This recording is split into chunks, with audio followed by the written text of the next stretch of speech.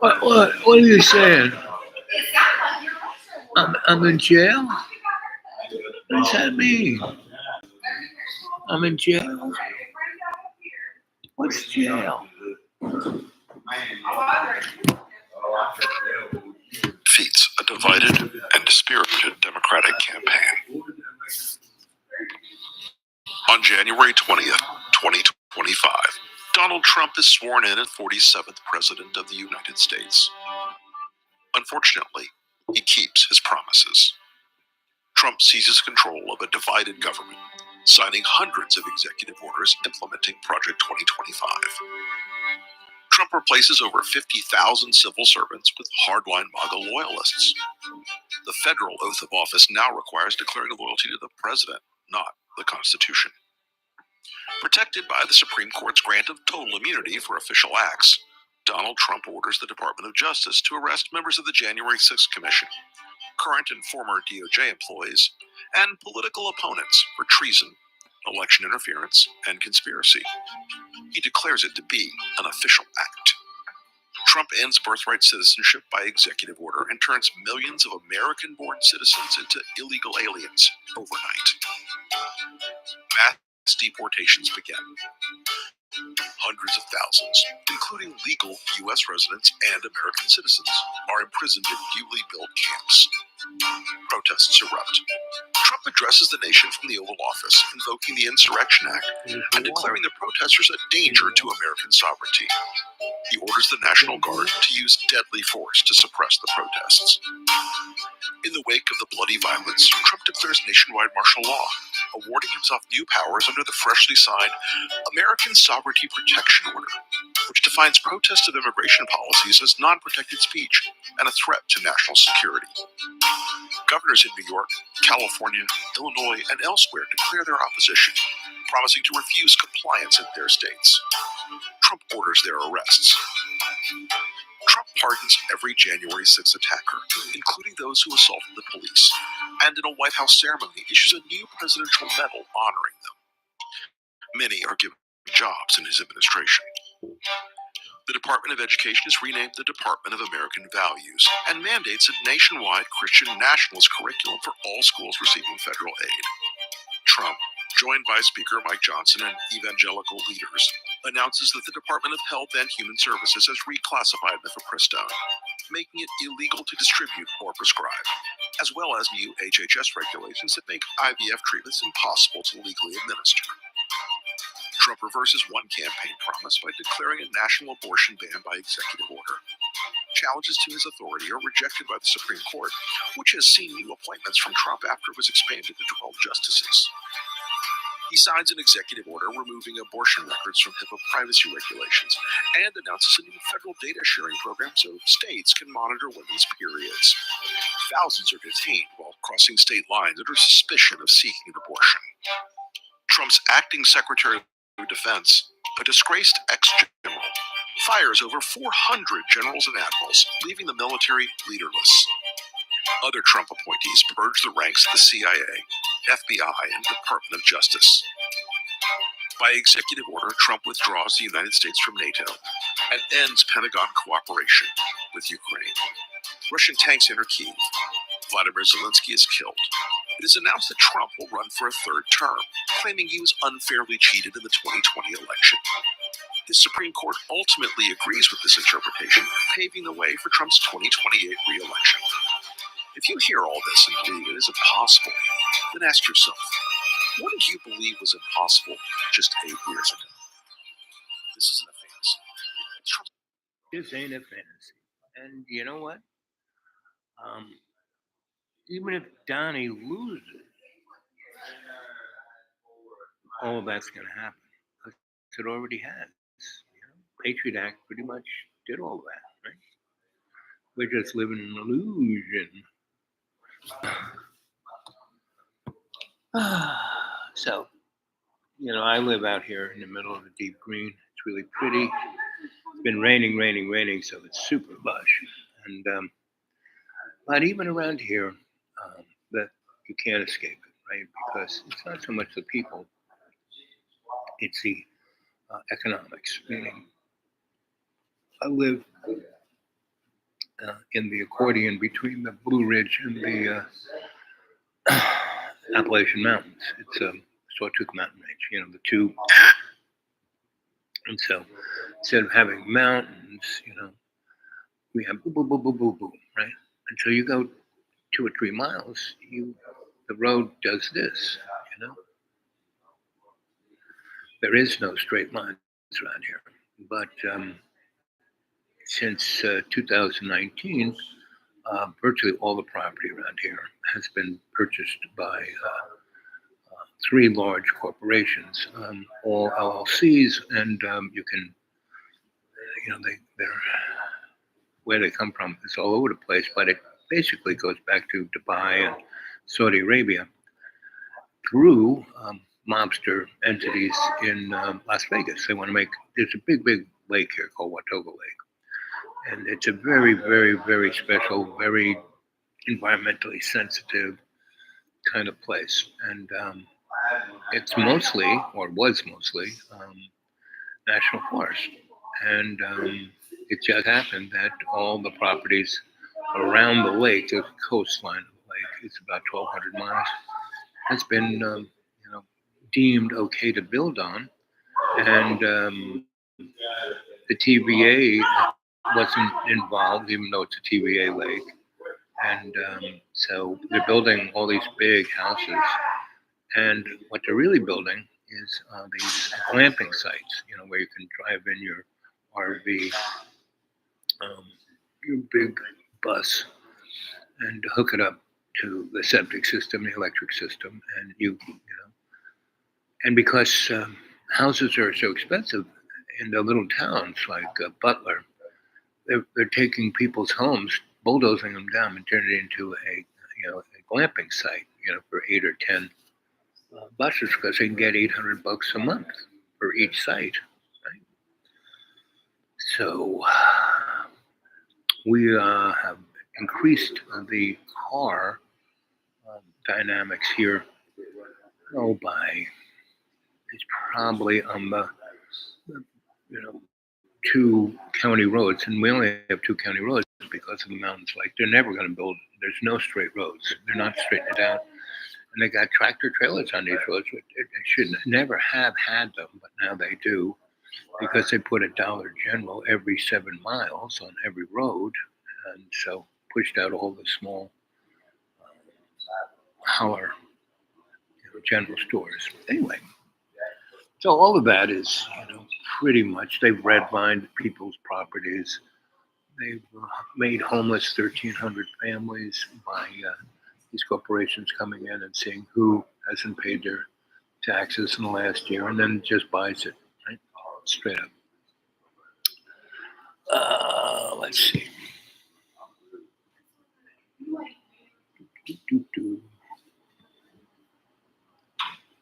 So this is from Dark Journalist that was about a year and a half ago. Someone so clearly isn't presidential material. Yes. It just looks like a money laundering operation. No, it's really true. Well, the other thing about her, they want a woman in there, and they don't have a really good field of women in the Democratic Party. So, they're trying to see what can we work with, who's been loyal. And, with all the they've been trying to do a lot of things to pump up her profile. I've noticed that. I've noticed the Gavin Newsom thing. He's, of course, the guy who said he was going to call martial law against his own citizens. Masonic duties into the Theosophical Society. See, what you don't know is that, the United States has never been a Christian country. Our founding fathers were all Masons, right? So here. And brought forward so much influence on FDR that we're going to see a whole occult puzzle piece fall into place with FDR. But by the time we get to 1945, he has been booted out of the vice presidency. He was going to be there, and he was going to be President-X. But instead, we got Truman, who would drop the bomb. And this is something that it's pretty clear Wallace was not going to do. So these groups behind the scenes had to move this in just right. And there's going to be a lot that plays out in the first 6 months. And Wallace is, was vice president to FDR for, 2 seasons, right? For 8 years. FDR was president for almost, 16 years. And, from the 30s all the way up to 45. And he blew his brains out or somebody blew them out for him. They said he had a brain hemorrhage, but not really. Anyway, so if you go to Dr. Ellison, he really goes on and on about the esoteric nature of the world around us. Talking about that.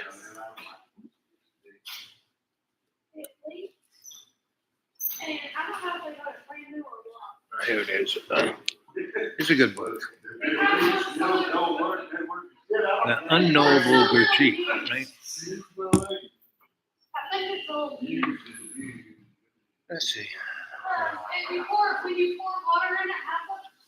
Here's what Mr. Gurjeet said about existence. The universe is an intelligent scheme and is therefore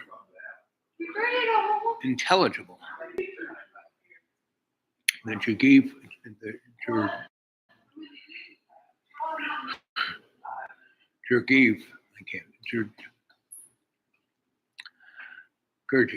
Gurdjieff's ideas are a pattern thinking, a great thinking machine.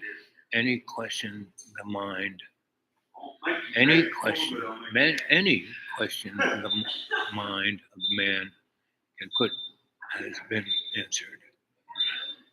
At the base of things, there is not just a mystery. The nature of things lies together in harmony. The real world is the evolution of an idea, right? God's idea. Man's obligation is to cooperation in co-creation with God's love, with the laws which operate the universe. The realization of the working of certain laws is the kingdom of heaven. He goes on, and he's almost unintelligible, this guy, because you have to read it in a different way. Instead of like trying to 1 + 1 = 2, you have to see not just the big picture, but the small picture. You got to look at the micro and the macro all at the same time. It's quite interesting. And so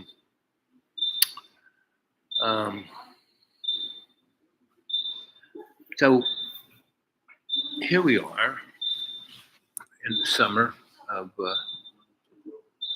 24, and it was pretty obvious that Kamala. I mean, those guys were talking about Kamala like 5 years ago, before Joe even won, right?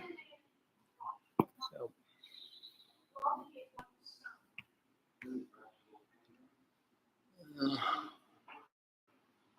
BTS comes from Ashley Academy in Johnson City.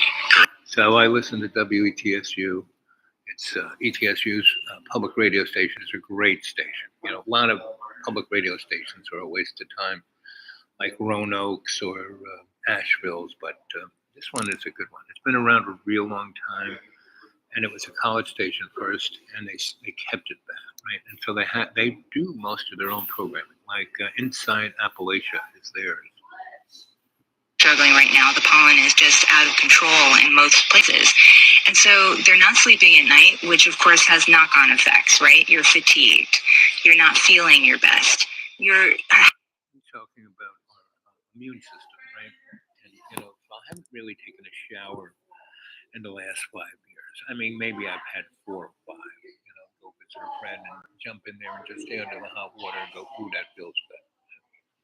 But my body, our skin is the largest organ we have. And it's basically is a connective tissue to all our other organs, right? And we have a biome, that's our skin, right? It's the first line of defense. And the second line of defense is our gut biome, right? And our gut biome is also our memory, right? You know, boy, I just had this gut feeling about this, right? So anyway. Website. The Moth Radio Hour is produced. Way to something I find really extraordinary, which is plastic eating enzymes, which is being used now to tackle the 400 million tons of plastic waste that we produce. No question of the machines dying, and they'd be able to converse with each other to sharpen their wits. At some stage, therefore, we should have to expect that the machines will take control. Now, this is an unnerving conclusion for Turing to draw, and so many commentators. This is what Mr. Turing, the father of the modern computer, said in the early or late 40s, early 50s at a speech. And then he died. He was kind of, because he wrote a book in the 20s called The Golem, which was about artificial intelligence, you know. And if you know anything about Judaism, the Golem is a creature that is brought into being you know, it's a fighting machine that kills everything, right? And the Jews just pointed out its enemies, but the Golem is only programmed in a singular kind of way, and you better watch out because you could be on the other end of it. So, commentators on AI since have aligned these words with a presumption that Turing was resigned to humanity's eventual doom. So when I went upstairs to the King's Archive and asked for Turing's papers, I was astonished to see that this is not how the lecture finishes in its original. Turing's conclusion is actually, at some stage, therefore, we should have to expect that machines will take control in the way that's mentioned in Samuel Butler's Error 1. Now, Samuel Butler published Error 1 in 1872. He too had been here at Cambridge, but some 80 years before Turing. And it's an extraordinary work of fiction that tells the tale of a young protagonist who discovers a remote civilization, Error 1. Now, as the spelling of Error 1 suggests, it's not quite nowhere. That is to say, it's not anywhere that we would recognize as such, but we would appreciate some of its features as its desire to create laws and rules and customs to ensure the flourishing of its people.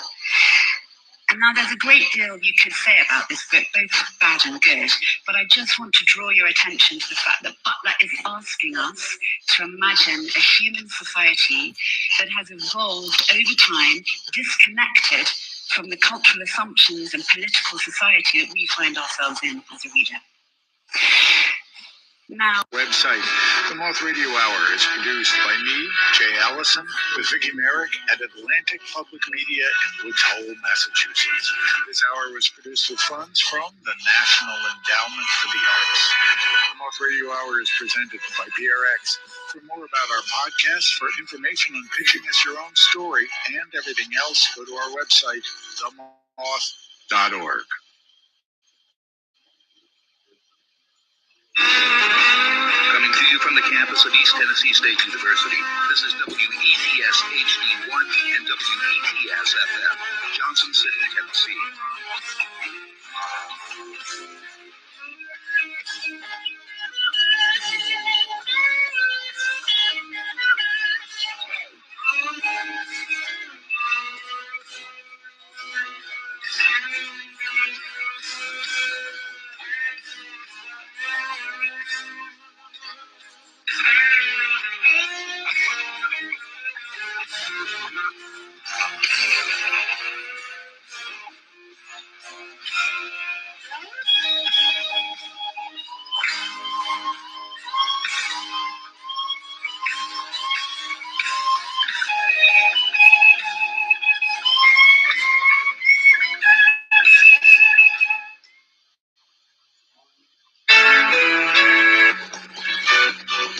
increasingly, we are deferring decisions to AI on who to recruit, who to imprison, who to date, who to give a mortgage to, who to vote for, who to kill.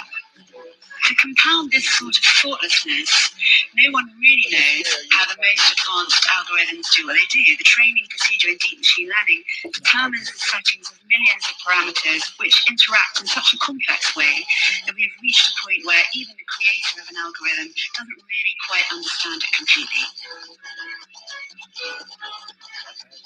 That's Jude Brown, and this is Alternative Radio. I'm David Barsamyan. This edition of AR features Jude Brown on AI's promise and peril. The rise of AI, artificial intelligence, is a major development in human history.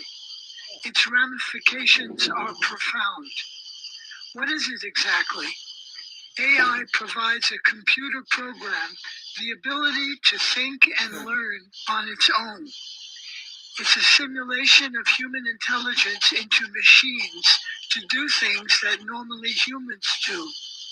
A government advisory committee states that the emergence of AI as a dominant technological force has brought with it a wave of transformative possibilities for society, ranging from medical breakthroughs to driverless cars to greater efficiency. However, potential dangers posed by unregulated AI development range from biases in decision-making algorithms to massive unemployment, deep fakes, privacy issues, abuse of civil liberties, and even global security. AI is a classic double-edged sword, a mix of promise and peril. Our guest today is Jude Brown. She's head of the Department of Politics and International Studies at King's College. She's the author of Political Responsibility and Tech Governance. She gave the Alan Turing Lecture at King's College in Cambridge, England in early May 2024. And now, Jude Brown. I have heard many times the famous quote that concluded Alan Turing's 1951 lecture, Intelligent Machinery and Heretical Theory. It seems probable that once the machine thinking method had started, it would not take long to outstrip our feeble powers. There would be no question of the machines dying, and they'd be able to converse with each other to sharpen their wits. At some stage, therefore, we should have to expect that the machines will take control. Now, this is an unnerving conclusion for Turing to draw, and so many commentators on AI since have aligned these words with a presumption that Turing was resigned to humanity's eventual doom. So when I went upstairs to the King's archive and asked for Turing's papers, I was astonished to see that this is not how the lecture finishes in its original. Turing's conclusion is actually, at some stage, therefore, we should have to expect that machines will take control in the way that's mentioned in Samuel Butler's Erewhon. Now, Samuel Butler published Erewhon in 1872. He too had been here at Cambridge, but some 80 years before Turing. And it's an extraordinary work of fiction that tells the tale of a young protagonist who discovers a remote civilization, Erewhon. Now, as the spelling of Erewhon suggests, it's not quite nowhere. That is to say, it's not anywhere that we would recognize as such, but we would appreciate some of its features as its desire to create laws and rules and customs to ensure the flourishing of its people. And now there's a great deal you could say about this book, both bad and good, but I just want to draw your attention to the fact that Butler is asking us to imagine a human society that has evolved over time, disconnected from the cultural assumptions and political society that we find ourselves in as a reader. Now, Erewhon has many customs and laws that would seem strange to us, perhaps unjust and nonsensical, and then there are some that are politically radical. One of the big decisions that the Iranians have taken is that they have banned machines. The drastic measure taken by the Iranians was influenced by a prophet who, some 200 years or so before the book is set, so the story goes, had seen man's increasing obsession and subsequently reliance on machines as the essential element of humanity's decline.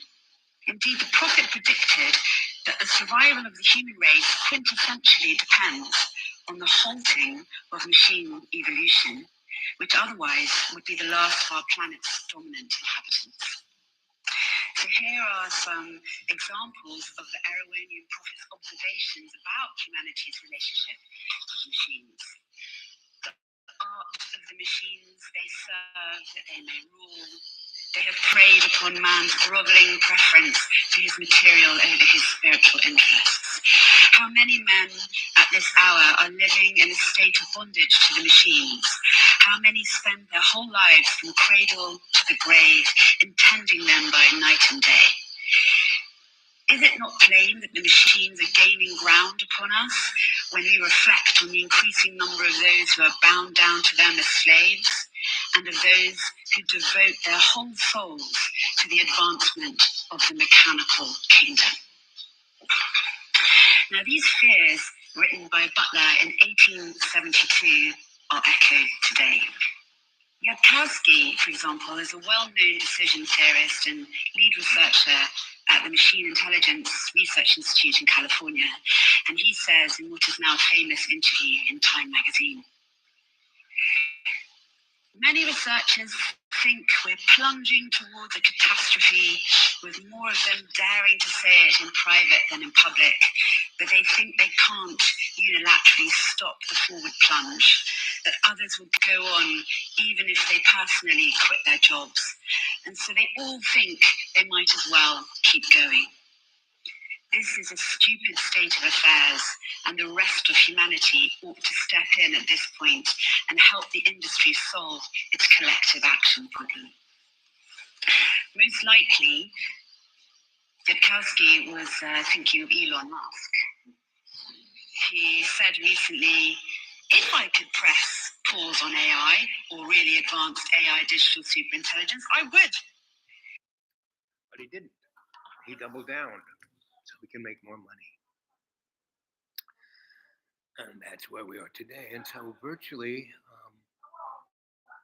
this whole thing of general AI, I had the blessing of being with a woman named Christine Barton, who is like the smartest human in the world. This is 1984. And she got her PhD thesis at Stanford for making the algorithm. She did, that little lamp that's Pixar's, that was the first algorithm because they had computer graphics, but they had to make a algorithm for every frame of the movie, which was pretty expensive and took forever. Whereas she developed a singular algorithm that could run a whole movie, right? And that was it. That was fine. And so she got a lot of kudos for that, and she got sent on to her next big project. And they gave her a little bit of money, but not what that algorithm was worth. So she ended up in GE, and she was in NBC, and she was building their whole frigging digital platform, going from analog. And I got to know her because I was friends with these two guys, Steve Rudd and Rudd Etra synthesizers. Like Steve Etra, but it's Rudd Etra synthesizer. And it was basically a computer graphics synthesizer that was analog. It was totally Rube Goldberg. That it allowed you to make, a digital computer generated graphic, but analog. That was the so you didn't have to do an algorithm for everything. They had this thing, and it was, so they were the flavor of the month, and so there was a guy down on in Tribeca before it was called Tribeca on East Broadway. It was Captain Louis, and he was the great grandson of the guy who started Sony in Japan. He was Japanese, and he was in America. He owned this little um, building that was right across from this Jewish cafeteria called Towers, which became the Odeon, right? And so that's more like on Varick Street or West Broadway or that, right? And just down the street from the World Trade Center, right where Hudson Street starts and goes uptown. And any of us who were like techno freaks and phone freaks and hackers, of the 70s. And I was an artist who was interested in that technology to make art, right? And I was interested in film. And I had a girlfriend who was, she worked for Barbara,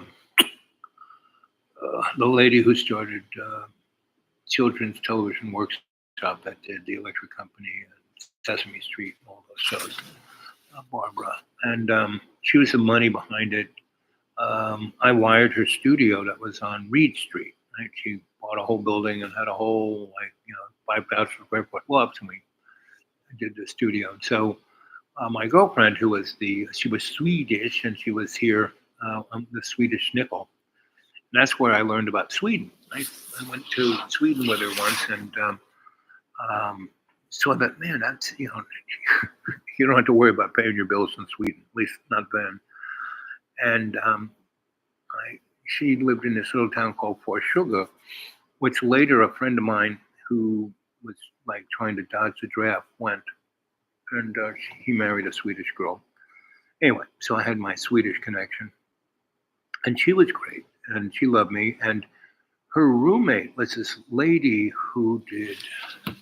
Let's see if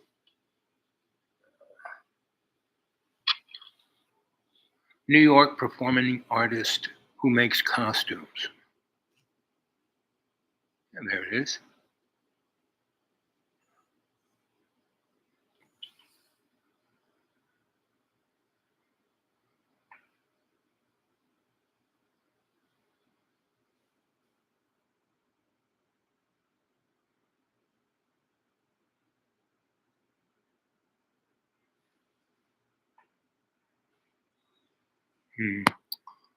Oh, she was the first one that did stuff like this.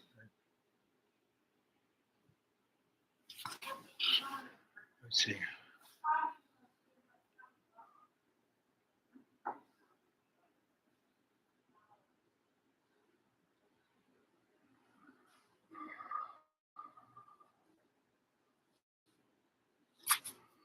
(1970s) New York artist named Pat who made performance artist costumes. According to Family Style, Pat Oleshko, The Handmaiden, 1975. Image courtesy of the artist. To call Oleshko a performance artist would be to overlook her vast catalog of films as well as the legs her costumes grow long after they take their final bow on stage. So when it said films, that was my girlfriend making the films of her, right? So it was fun living with those two girls, right? And Pat was just off the hook.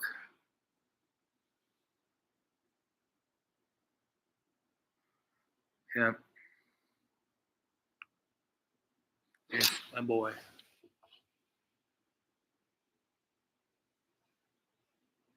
so much plastic surgery. He turned Chinese, he's turning Japanese, I really think so.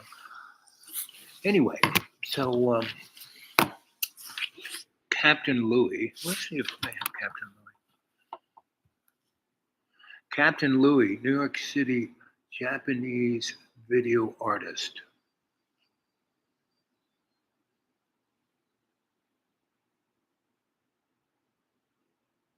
Lefty Louis, New York City, USA. 86, Bruce Gilman, Tokyo, Japan. Captain Louis, George Gott High, Japanese artist, New York. Yeah. His fossil creator, Keiro Sato, has assembled these connections between video and sculpture. Yeah. So anyway, and that was the beauty of New York. It was Lower Manhattan, you know. Uh,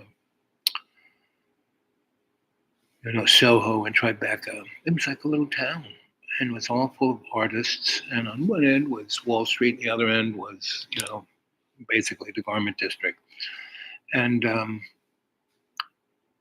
in Union Square, where the Flatiron Building was, which was the first steel concrete skyscraper, because they tried to make skyscrapers. They made like coliseums in Rome, right? Just putting block on top of block. And basically, what happened was, as soon as they got above the 20th story, it was so heavy it just, sunk into the ground. Kind of like I came out this morning and the bears went after my refrigerator. They couldn't get in it, so they were rolling it around like a Rubik's cube, and I can't pick it up, so it's lying on a thing with big paw prints on it. Anyway, and that's the deep green, right? But they didn't mess the place up. They didn't kind of go crazy. They didn't go rip anything else up. They just was trying to, play with my refrigerator as a Rubik's cube. And so heavy I can't lift it up myself. But I'm gonna just leave it the way it is and see what happens. Anyway, so that's the saving grace of the human is art. And when you really take a look at our GDP, the largest thing on our GDP isn't oil, isn't weapons, isn't the car companies, it's art. I mean, you have to put everything into context. Art, when I say art, I'm talking about movies, magazines, everything, art, culture. That's the biggest thing on our GDP. That's the thing that employs more people and makes more money for the market, for the GDP, gross domestic product, not for the stock market or any of the above. So we looking at artificial intelligence, it can make art. I mean, so Christine Barton, I met her in '84 and maybe '83, and she was like, whew. So I went to this party because Louise actually was so much fun, right? And so the rest of those computer guys like Guy Nureyev and all those other puddinheads, that's when I realized that whole computer world, they all went to prep school. They knew nothing about anything but the people behind them. Okay? So anyway, I'm this tall, lanky, good-looking, long glass of water was leaning against a wall, just watching it all. And I went up there and said, "Hey, how you doing?" She looked me up and down. I said, "Tell you want to smoke a joint?" And Louise's house was this beautiful Upper West Side, condo that had a porch, like up on the 22nd floor, looked out towards, the Central Park. And anyway, so she goes, "Sure." So I said, "Let's get a cocktail." We did. We went out there, and it was beautiful. The moon was out, and Central Park looked great. And we smoked a bone, and she goes, I said, "So what do you do?" And she goes, "Oh, I'm computer graphics." "Oh," I said, "Like Louise?" And she goes, "Oh yeah, that's my best friend from Stanford. We're the queen." And she didn't really blow her horn like all these other morons in there. All the guys are, I'm the best, And they didn't know how to add 2 + 2. Anyway, so I said, "Oh, you want to get out of here and then go hear some music?" And she was, "Sure." So, I mean, that was always my call because it was always a club within 10 blocks of wherever I was that I could just walk into. I mean, it'd be a big line of people waiting to be, "Yeah, you're in, you can't go in." I just walk up the steps, "Hey, Al."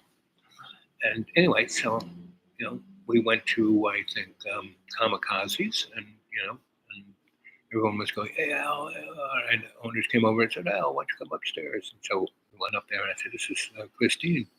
She's a computer scientist." And she didn't tell me she was a computer scientist. See, and the guy said, "Oh, really? Where'd you go to school?" She said, "Stanford." And he goes, "What's your name?" And she said, "Christine Barnes." "You're the lady who invented that little algorithm?" And she goes, "Yeah." "How'd you know that?" He goes, "Well," I said, "This guy knows everything." And he did. He wasn't just an owner of a nightclub. And so They started talking about artificial intelligence. This is 1984, right, or 83. Anyway, and both of them knew that it was already in existence. He had been in the Air Force. He had worked on, computers and blah blah blah. Right. So they're going on and on and on, and he's bringing out the good liquor, and we're just having a good old time. And he goes, "Al, you want to go up to Joey's?" And that was a gangster kind of, the scene from Goodfellas where they kind of go into this like warehousey kind of, people running around. They go in and there's this nightclub, and it's like, it's got really nice tables with tablecloths and lamps and people in good clothes, and there's Frank Sinatra singing, and they're, Joey's was like that, right? And it was a place on 8th Avenue. It was like the Walmarts of gangsters. You get anything you want, right? And the front looked like it was just a bodega, but you walk in the back, and it just gigantic space, and you could get anything you want, lobster, steak, you name it. And so this guy was one of those guys, and so we went in, we got a nice table. I forgot who was singing, but Christine's like, looking at me, going, "This guy, he doesn't even tell me what he just said. He's an artist. He doesn't say anything about himself. He's not bragging. He's not going on. He's not, you know." Anyway, so that was our first night together, and we were together for about 5 years from that point on. She had a really nice little apartment over on the west side, and she was she was building, NBC, but GE's digital base, right? And it was like going to visit her at her office was like going to the Matrix. She had a dark room, no windows, about 20 big screens and code zipping up and down. She had about 20 different. She had this really great, chair that she could sit from one keyboard to the next. And she loved it when I came and visited her, because I would just sit there. She had this little place over in the corner with a nice light, a little table. I could read, I could write, I could do whatever.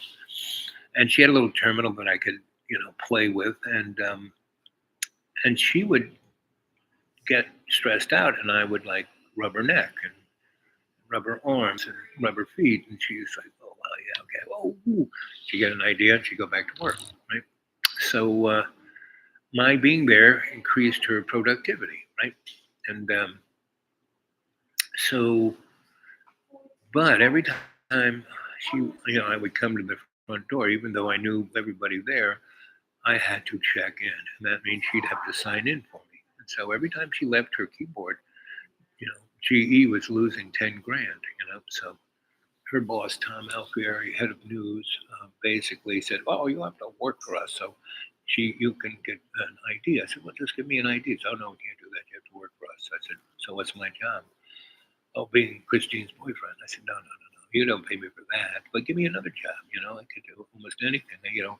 I'd love to be, in your production. I've done, look at me. I got a TV show in Manhattan Cable."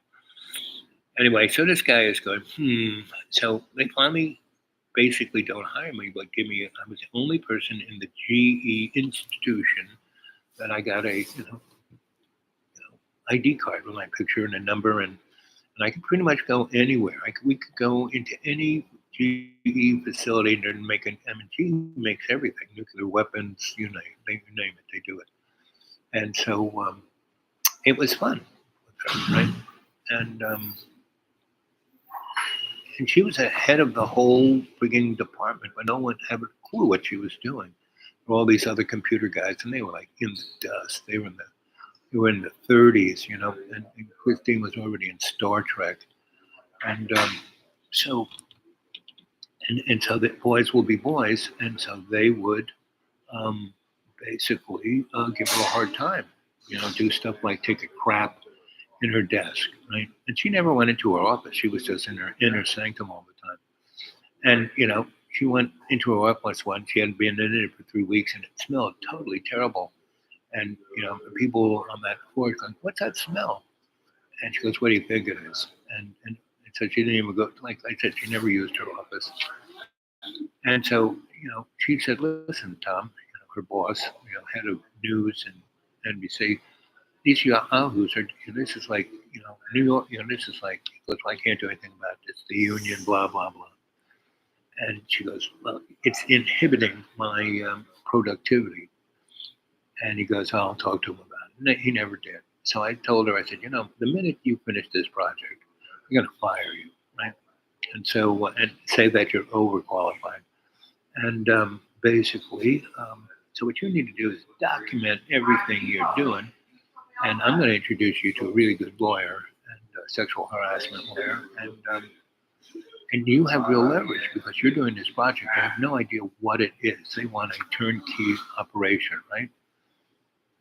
And if you don't turn that key, So she was already done with the project about 9 months before the deadline. That's what kind of girl she was, right? So I said, you got all this time to, I was looking at her contract, you have all this time for, vacation. You got like 9 months of vacation and sick time. You haven't taken a day off. One sick day, and you're done. People already debugged this thing, and no one has a clue what you're doing. You don't know where you are or what level you are at completion, but you're done. Let's take a vacation, which I did. So we got ready to go, and we got this car, and we drove all over America, right? And basically, this is when cash was still king, and things were kind of cheap. And I called up Tom because I had his, like, when I called that number, he would answer. And I said, hey, Tom, yeah, how's Kristen doing? Oh, we're doing great, and but we're going to take all the time off. Oh, that's good. She hasn't taken any vacation the whole 5 years she's been here. Oh, you're right. She needs a vacation. I said, I'll keep you, where are you going to go? I said, I don't know. We're just going to hit the road. And I said, I'll just keep calling you and giving you upgrade. Okay. So we went all over the place, and we had the best of times. I took her to all these different places. I lived in Louisiana and North Carolina, Kitty Hawk, and up into the Blue Ridge Mountains near Asheville, which was still beautiful and gorgeous because nobody was there. I took her all through all of that, where I am now. But it was beautiful because there was nobody here. And we went camping. She wasn't really a camping girl, and she realized she loved it. I mean, all the girls I've ever had, or whoever involved with me, were always, like Billy Joel has his own Uptown Girl. They were all Uptown girls. But I would take them out camping and do, fun stuff like that, and they would go, I've never done this. This is fun. Like my Italian, fashion designer wife, I took her to a rainbow gathering, and that was it. She was hooked because she was, very esoteric. She was really into herbs and healing, but she had no outlet for that. And here, I said, here's this thing called Calm, Center for Alternative Living Medicine. Introduced her to water, and they got along great, and everyone loved Rita. And it's, Anyway, so Christine and I are traveling all over America, and I don't report every day or even once a week, but maybe every 2 or 3 weeks. He goes, what's going on? Where are you? I said, oh, we're just on the road. Well, but I said, look at her contract. She gets X amount of time. Christine, she's got it covered. Don't worry. What do you mean, don't worry? My hair's turning white. This thing has to be done. Blah, blah, blah, blah. It has to be worked. It has to be debugged. Blah, blah. I said, don't worry. Click. And then, as we're in a way a month and a half, and we still have 4 months to go before she has to deliver the project, which is already done. Right? And so I said, Tom, I'm sure you've gone into Christine's inner sanctum and tried to figure out what she's been doing. Well, I wouldn't do that. I said, no. I mean, I can hear it in your voice. How do you know that? I said, well, don't worry how I know it. That's what you've done.